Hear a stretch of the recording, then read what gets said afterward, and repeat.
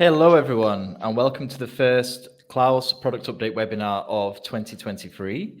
Today we're going to have a bit of a different format than usual, and we're going to have some guest speakers as well. And this is what we're going to talk about. We're going to have a look at the agenda. So first we're going to talk about Assignments 2.0, which is our redesign of assignments that went live recently. That's going to be talked about by my colleague Riley Young. Then we're going to talk about smart filtering, which is going to be taken by Niclas. And then I'll do some quickfire updates, and then we'll have a section for Q&A.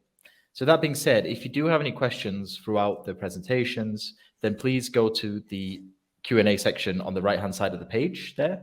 Post any questions that you want, and we will have plenty of time at the end to go through them, or provide you with follow-ups afterwards, written follow-ups if necessary. The webinar recording will be sent to everybody who registered automatically straight after this, like a few minutes after this. So no need to worry about that. So we'll get started with Assignments 2.0, and I will pass the microphone on to Riley. Thanks, Chris. Hey, everybody. So today we're going to take a look at the updates to the assignments feature. These updates were launched at the kind of end of last year, start of this year. So you may already be using this updated version already. And if you are not using our assignments, you should. So listen up, have a look and see how easy it is to use our new assignments feature, and see how much time it will save you with your regular reviews. So I'm going to start by showing you the view that your reviewers will be using to complete their assignment. So this is the assignments tab. All of your workspace reviewers or managers will have this view in Klaus. And the first update we made was adding these assignment cards. So instead of just having a long list of conversations, which was quite daunting for the reviewer, it's now much more organized and easy to see what's actually going on with your assignments. The assignment cards show you how much you have to complete within the assignment, how many days left you have till it's due, and also gives you a little peek at who you will be reviewing within the assignment itself. If you have recurring assignments enabled, then once you complete one of your assignments, it will also tell you when the next batch will be sent your way, so you know when to come back and check. And one small functionality update we made for the reviewers is adding this skip button. So generally speaking, you may end up getting assigned some conversations that are not really worth your time reviewing. It could mean that there just isn't quite enough to and fro from you and the customer to be worthwhile your time reviewing, or maybe it's a really simple process that is it's a yes or no answer. So again, not worth your time reviewing at all. So in that case, your reviewers can actually click the skip button, and Klaus will actually automatically find another conversation for the same agent for you to complete. So you're not actually skipping the support reps completely, you're just finding a new conversation that fits your conditions there to continue with. Finally, this is also with our kind of recent navigation update as well. You can now switch between your workspaces within the assignment view itself. So if you're a workspace reviewer and you belong to multiple workspaces and you have assignments in all of them, you can actually easily switch between the different workspaces all from your assignments tab without having to leave. So these are the small updates we've made for the reviewer's point of view. We're now going to actually take a look behind the scenes. So for all of the workspace managers on the call, who are actually the ones that will be building the assignments, we have made some pretty cool changes on the back end. So let's take a look at those. So you'll find your assignments feature within the workspace itself. It is a workspace specific feature. So you select the workspace you like and you head to the assignments tab. We're going to take a look behind this regular review assignment and see how we made this one happen. So this is the assignment builder. It's recently been updated to include this right-hand panel, which is a general overview of your assignment being made. Our assignments are split into 4 simple steps. We have our general, participants, goal, and conditions, and these are reflected in the different sections on your panel on the right-hand side. So the reason this panel is so useful is as you are building your assignment automation, it will update on the panel here, so you can make sure that everything is as you wish it to be. In the general section itself, we did make a small update with the starting dates of your assignment. We now made it custom date. You can choose the date it starts on. Before the change, it was always the assignments would start on a Monday, but As we know, support teams don't really work a typical Monday to Friday role. It's a much more staggered approach to scheduling. So this way you have the freedom to start your assignments on whatever day of the week suits you best. Once you've configured your assignment, the general settings, you then move on to the participants.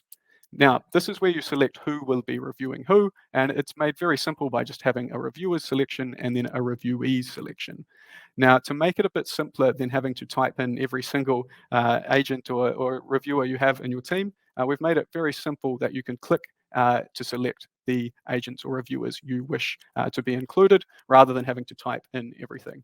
However, we also know that you may have hundreds, if not thousands, of agents or users in Klaus, so ticking one by one is also not really useful. So we've added a bulk option to select all users within that workspace and permission, and you can then use this handy exclude reviewers option if there's one or two you don't want included. So it just means you're saving a lot of time of needing to select exactly who will be receiving these reviews. So that's a little quality of life improvement there. And as we head over to our overview panel as well, we can see that our participant section is matching with what we have selected here. We have 4 reviewers and 10 reviewees, and we have currently got self-reviews included, which is this toggle here.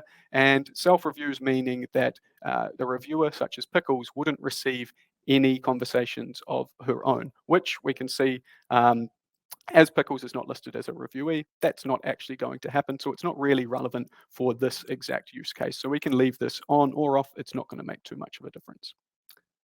Our next section is our goal. So this is how we're determining how many conversations we want included within our assignment. And previously, you could only base your goal on your reviewers. So the 4 reviewers, you could set a goal that they would perform 5 reviews each. We've now added the option to base your goal on your reviewees, meaning that you can ensure that your support agents are receiving the same amount of conversations consistently throughout your recurring cycle. So that way, it just means that you're kind of guaranteeing that your agents are all receiving a similar level of feedback week in and week out. And then under the goal section of the preview panel, we can also see that how this adjusts. We have our 10 reviewees with 5 conversations each, means that in total, there'll be 50 conversations in this cycle. Once we've set our goal, we then move on to the conditions section. And this is where you're telling Klaus what conversations to include in the assignment. So as I mentioned before, you may want to avoid including conversations that are not really worth your time reviewing. So this is where we really recommend to sort of hone in on the right conversations to be assigned with. And to do that, you add filters. We've made a few additions to our filters that are now available here to select from. And one that I'd like to really point out is our spotlight filter. This is an AI-powered filter that will help you find conversations that are critical for review, so that are more critical for review than others. And it's a really good filtering option to include in your assignments. Now, Niclas is going to talk a bit more about our smart filters later on, so I will leave it there, but definitely check out the spotlight filter within your assignment cycle. So as you are building your filters, you will actually notice that down on the overview panel that this filter applied section will update. And what's useful about this is it'll actually tell you how many conversations we can find in Klaus right now based on the filters you have selected. That way you can ensure that when you go to create your assignment and you need 50 conversations to be assigned, that there are actually those 50 conversations to be assigned from. So this is a really useful. Unfortunately, I am on a demo data account, so I don't have too many conversations in here to choose from, but picture this as your own. You have hundreds, if not thousands, dare I say, if not tens of thousands of conversations inside your help desk in Klaus. So please make use of the filters and really hone in on those conversations that are worth your time to review.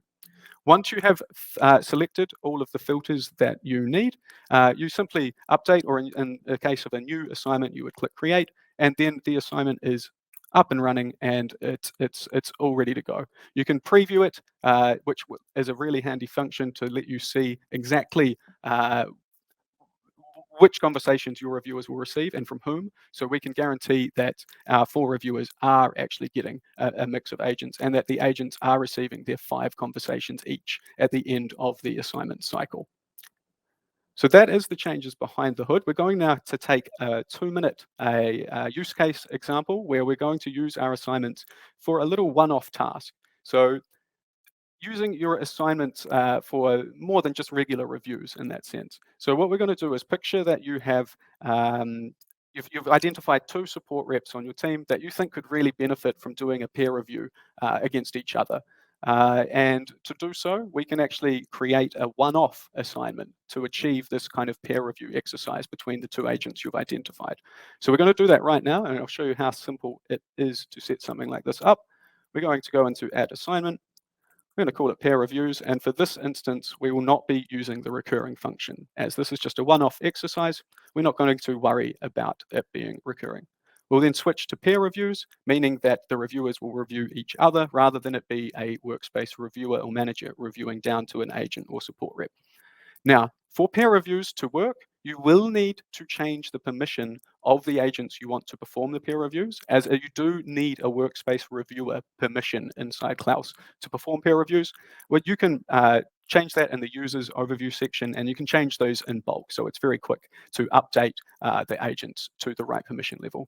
Simply select in the participants which of your agents you want to be performing the peer reviews, and you can exclude self-reviews because, of course, you don't want them to end up getting their own conversations here in this exercise. We move on to the goal, and in this case, we just want them to perform 3 reviews each. And then finally, the filters, which again, highly recommend really hammering down your filters. For example, message count is a really good one to add. So you want to make sure the conversation has at least 4 or 5 or maybe even 10 messages in it before you think it's suitable to be reviewed. And of course, the spotlight and other filters from your own help desk as well can be used. So custom fields are available in our assignment filters. They will be with an asterisk on them here. So this one, for example, is a custom field pulled in from the help desk. So what's useful about that is if you do make use of your tags in your help desk, such as, here's a random example, could be trial extension request from a customer. And they're not really worth your time to review in Klaus because it's just a simple trial extension. Then you could set up here that that tag excludes trial extension. So you're just guaranteeing that those conversations will not show up. Once you've finished adding all of the filters you need, you simply click create and you are done. So just like that, in I think less than 2 minutes, we were able to just create a one-off peer review assignment for 2 of our support agents. Very, very simple. So one really useful thing of assignments is not just the ability for it to automatically give you all of the conversations to review, but it also gives you an easy way to track and make sure that your reviewers are completing the amount of reviews that they should be completing. So if you were just manually finding tickets to review, you won't have this kind of way to track a completion week in, week out. And so to track this, we can head to our dashboard, and with our new navigation, you'll see it looks very, very nice. We have the assignments dashboard here. So we can click into the assignments, and each card here represents the assignment type. So we have our regular reviews assignment, we have our DSAT reviews, and the peer reviews, which we just created now. So what it's showing us here is, of course, each cycle. This was last week's cycle here, and this is this week's. I can see that myself and Stevens have not started their reviews, so I'd need to send them a bit of a reminder. And of course, the peer reviews at the bottom, we just created this now, so of course, no reviews have been completed just yet. With the assignments dashboard, you can view this through custom date period, and of course, you can flick between the different workspaces you have too, as the assignments are a workspace-specific feature. That's the updates we have for Assignments 2.0. I really hope you are enjoying them. Please let us know how you've been using them. Is there any cool use cases you have of how you're making use of the Assignments feature? And if you are not using Assignments yet, definitely take a look into it. We have a really good knowledge base article with a video to get you going. So definitely take some time to look into Assignments feature. It will make your life so much easier, and you'll thank us all later. That's all for me. Thanks, Chris. Back to you. All right. Thank you, Riley. We already have a few questions. I can answer those really quickly because they're quite, we already have answers to those. If you want to put more questions in, please do so throughout, and we'll have a longer session of answering questions at the end. Questions related to assignments so far. If we don't complete the assignment on time, is the assignment going to update with new tickets at the end of the time frame? Yes, it does. If you don't complete your assignment, it rolls over on the day when it's supposed to refresh, and that assignment shows as incomplete in the assignment dashboard. We also were asked if you can select groups and teams when setting up the assignment. Yes, you can. You can say, I want this group to review this group, for example, workspace reviewers to review these agents to make it quicker rather than having to select everybody for those with larger teams. And then we also had a question about seeing an overview of what was skipped by the reviewer and how many samples were actually taken from the assignment and not randomly. In terms of the sample taken from the assignment, you could see that with the assignment dashboard, how much you completed compared to your overall volume. But there isn't an overview of that quite yet in Klaus, and you can't see what was skipped. But that could be something good for future. I'll continue with the other questions later on. For now, we can move on to Niclas, who's going to talk about smart filtering in Klaus and how to get the best results to review. Over to you, Niclas. Great. Thanks, Chris. I'm going to run you through two metaphors, two strategies for this. Imagine you're a burglar standing in the hallway of a house you somewhat know the outlines of, and the lights are on.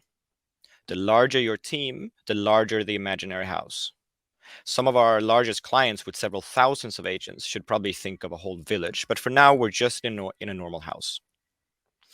Your task as a burglar is obviously to find the most valuable items, say a MacBook or a camera, in the shortest amount of time. And because you've done this before, you have a strong hunch of where they might be, in the bedroom cabinet or in the home office.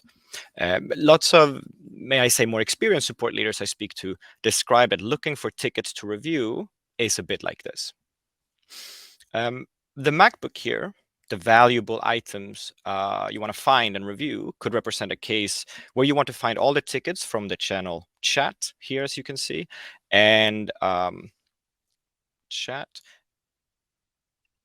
and mix that with, for example, a negative sentiment. And you know what? You've broken into hundreds of houses. You know where the MacBook is 9 out of 10 times. So let's go even deeper. Let's say, for example, that customer reply count is over 4, just to make sure that it's a real conversation you're looking at and something worth actually reviewing. And as you always know, which has been with Klaus for a long time, once you set up your filters like this, you will see right away how many tickets you will have. So now this is a demo count. This doesn't actually give you any tickets, but that's how it works. And then you click and you're ready to go. What I'm trying to illustrate here is that when you know what you're looking for and you have a hunch for where it might be, we will be able to find it for you. I promise. With the lights on, no alarm, and plenty of time, the burglar will leave the house with the MacBook. But now, let's take a look at a common situation our larger customers experience when they're getting started with Klaus. With thousands of agents, we're now in a village. It's nighttime, so although the lights might be on in specific houses, representing a specific team with certain known quality insights, your task to cover the whole village with a tiny team of burglars is practically an impossible task. Even if you decide to block off and search one neighborhood completely, you would probably still worry that there are other more valuable items out there in other houses, sort of hiding within other filters, right? It is a very common fear and frustration many teams are dealing with, either in the beginning of doing systematic QA or just because the support organization is very large. What you need now is a bit of a different strategy than the one I just told you about. The last thing we want is for you to worry, waste time, or just take something on random. Or please don't take anything on random, okay? Imagine being this burglar and leaving with a random pillow from 3 out of 10 houses. That's using random. You don't want to do that. All right, so how do we help in this situation, though? As long as we know the outline of the city, the village, This means that you have connected your help desk to Klaus and you've given us a time span, so we know the lay of the land. We will be able to go in and search every corner of every house, and we have night goggles on of everything, and simply tell you where all the Picassos and the jewelry and the computers are. Not only will we deliver it to you, you'll have it in about 2-3 seconds. And this is what Riley referred to as the spotlight filter. So all you have to do is, as I said here, you have connected your help desk, you've created something broad, just like last 30 days, which for a big team will comprise of like thousands, hundreds of thousands of tickets sometimes. All you have to do when you don't know what you're looking for is to go up here, you click on Spotlight, and you're done. So in this case now, in the demo account, only one ticket was the valuable enough. But for you, that could be 20, 30, completely depends on your situation. Now, your purpose will obviously change over time. Usually our customers use both of these strategies simultaneously. Sometimes you might be searching for something super specific, which isn't necessarily the most valuable. Then you can go narrow again and do a keyword analysis, for example. In this burglar metaphor, that would be, for example, seeing all the houses with a Tesla on the front porch, or something else narrow, such as all CSAT with 1 and 2. I can show you what that would look like. So here, keyword analysis, right? Now we're going back to doing it super specific again. And then, just for this example, we could do something like that. Or we can say we want to look at CSAT of 1. Something like that. So again, you're going super, super specific. I want to give you one more example, and forget being the burglar for now. This is something that we just launched this week. Most help desks cannot show you what language the ticket is in, actually. Surprise to me when I heard this. And if I would have gotten $1 for every time I've heard a workaround for this, I would have had like $10. But especially for international teams, this is very, very important. But through our natural language processing, we can now do this for you automatically. Nothing is going to show now, again, because this is a demo account. But if I show you again, all you have to do is just go into language is, and then if you have your help desk connected, we'll be able to show you what languages the tickets are in. Easy as that. And this also means that if you have someone, for example, an English team lead wants to review French tickets, then they can search for all the French tickets through that filter. And then through this on-demand translation button, automatically bring them back to English. So basically anyone can review anything. That's all I have to say about the filters. There are more filters out there than what I showed you, obviously. And if you have specific questions, if you know what you're looking for again, just shoot us some questions and I'm sure we'll be able to guide you which filters to use for that to find the tickets for you. Thank you. All right. Thank you very much, Niclas. Again, we didn't have any questions about that one yet, but please feel free to post questions on the right-hand side. Now we're going to have a quick look at some other things that we've released over the last few months. So I'm going to share my screen with you. Okay. So the first thing we're going to look at is the browser extension. So we didn't just update the browser extension, we completely rebuilt it from scratch. And there's a lot of reasons for that, and there's a lot of positives that come from that as well. So the first thing is something that I love, is that you can now move the browser extension. Before, it just occupied this space here, and sometimes that could be in the way. And now you can move it around the page. So if you're reviewing using the browser extension in your help desk or another program, maybe one that doesn't integrate with Klaus, then you can move it around to exactly where you want it to be, so it's not covering up important information. And you can also resize the extension as well. So if you want it to be bigger or really, really small and out of the way, you can also do that. Other additions to the browser extension, now we basically want you to be able to stay within the browser extension because, as I said, often you're using this because you're using a program which doesn't integrate with Klaus, for example. So having to switch back and forth between the programs is annoying. So we want you to be able to stay in the browser extension as much as possible. And for that reason, now you can see the feedback that you have given on a ticket, or if you're an agent received on that ticket. You can see the CSAT which has been achieved for that ticket, if there is any, and if you're using the Klaus CSAT surveys. You can also, as a reviewer, you can edit the review, delete it, and as a reviewee, you can dispute the review or flag that the wrong person has been reviewed as well. If you want to go into Klaus from here, you can from the notifications tab. No problem whatsoever. Yep, you can leave comments as well. You can see the time tracking, which we're going to talk about in a minute. On top of that, we have made it much more stable. So basically, before, one example was if you were using the browser extension on multiple tabs and you move tab or you change something on a tab, it would close the extension. Sometimes the draft would be lost. So now you can have a different extension on each tab and it should be way more stable, less bugs, and just a better, easier experience, which is also more visibly attractive as well. Okay, moving on.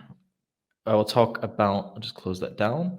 We will talk about the new navigation. So some of you might have noticed a week ago or so that we released a new navigation for Klaus. I hope you didn't all panic.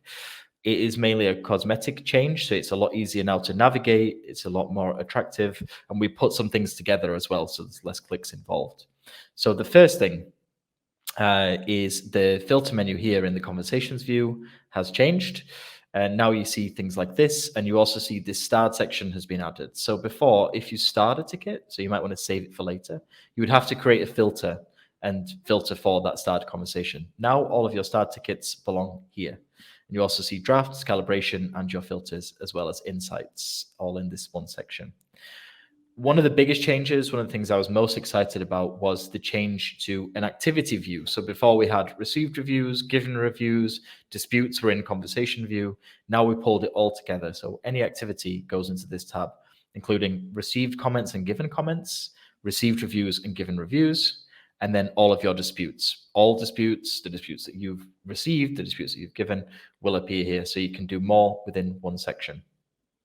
You can also change the workspace from here now as well. Same in the conversations view. You can change this rather than having to go down here to settings and change it there. You can easily change, and that should save you plenty of time. We've also redesigned the coaching sessions. So this is really useful for doing your one-on-ones. We've redesigned this to give it a cleaner look, to be more organized. And we've also rearranged the dashboard a little bit as well. We've moved the different types of dashboard to the left-hand side down here. One really minor thing, we moved the search bar. A lot of people have lost it, and we've been asked a lot of times. So if you lose it, don't feel stupid. That's happened to a lot of people. They've got in contact with us because they can't find it. It moved down here, and it was not very visible in the beginning, but now it's a bit more visible. All right, so that is the new navigation. If you have any feedback, please let us know. Get in touch with the support team. Our product team would love to hear any feedback that you have.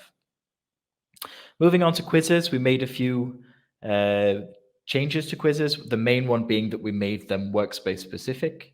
Before, if you created a quiz, it would be visible to everybody in the account. Everybody could take it. Now it's workspace specific, and workspace managers can now edit quizzes. We also made a difference so that admins and account managers can edit, archive, delete, whatever, to quizzes that other people have created, just in case somebody leaves the company, somebody's on holiday, and a change needs to be made. One important change as well is that before you had to send a link to any agent or any person that you wanted to take the quiz. Now you can ask them to go to the quizzes section and take this quiz. You'll see the button here, take the quiz. And you can also archive the quiz instead of just deleting. So if everybody's done it, you want to move on, you can archive it to look at later. You don't need to delete it or leave it there hanging. And then the last thing is time tracking. So also really excited about this one. Really nice and simple feature. But basically now when you start reviewing, we will start to count how long it takes you to do the review from clicking on it until submitting the review. So you can see here, Niclas reviewed this ticket earlier and it took him 2 minutes and 56 seconds. If I review this ticket now, it will track how much time it's taken me. That will show in the ticket. Here we are, 50 seconds. And it will also show in the dashboard. If you go to the dashboard and you go to given reviews, you will also see this section here, review time. So that is an average. Right now I'm looking for everybody in this workspace. So that's the average for everybody in the workspace. But you could also look at this for one specific user, for a group, for various users, for everybody, for one person, whatever you want. So that is time tracking. And that is, yeah, that's everything for the Quickfire updates. So yeah, I will stop sharing my screen and we'll go straight into the Q&A section.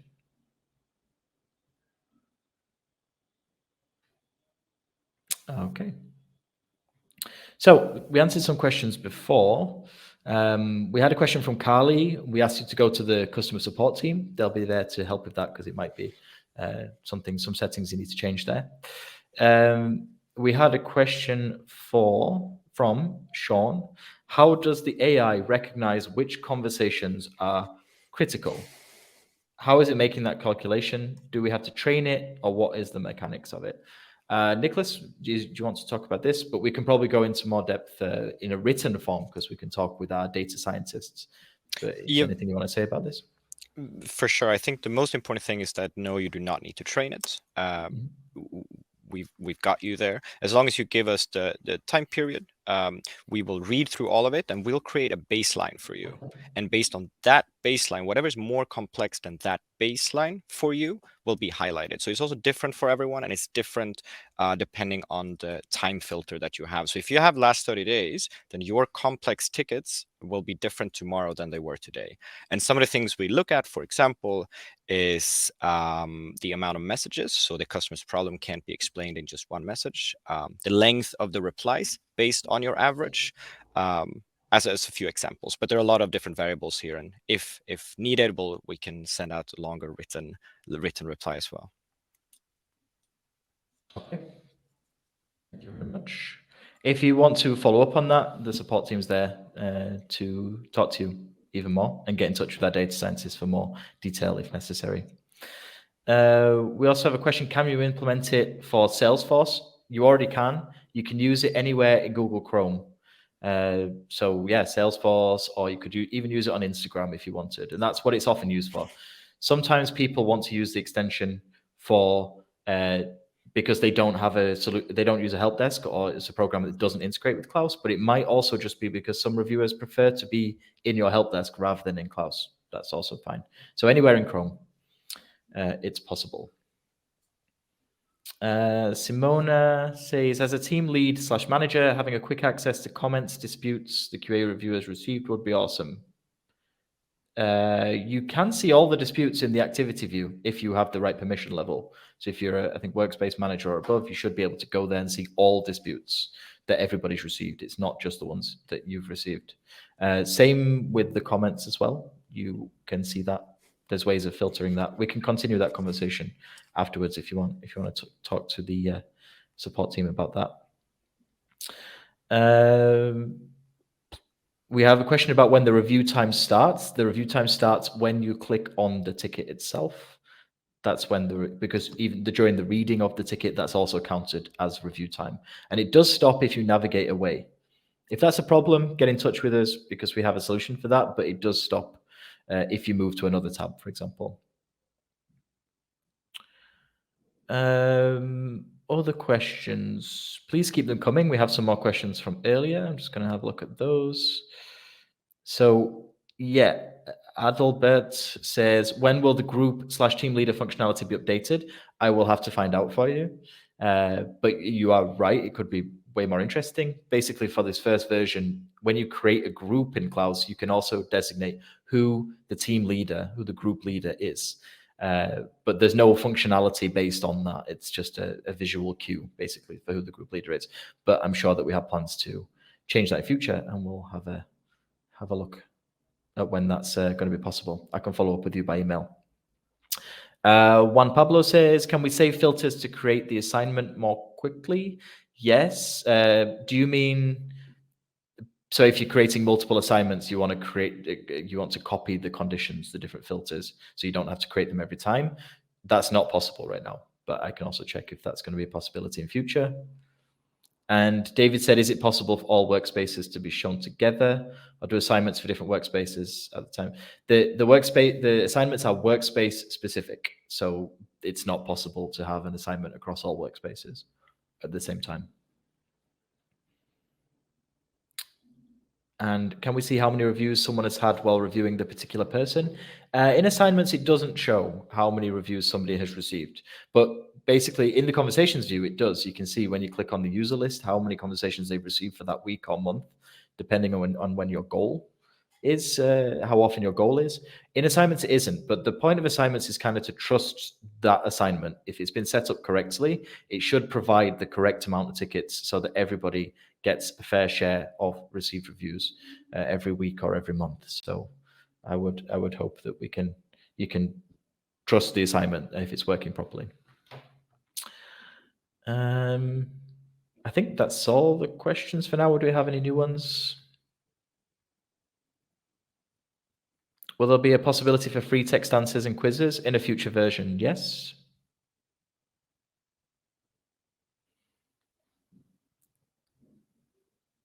Anybody else? Anybody else from our team? Is there any questions that I missed, or is there anything you would like to add? Niclas, Riley?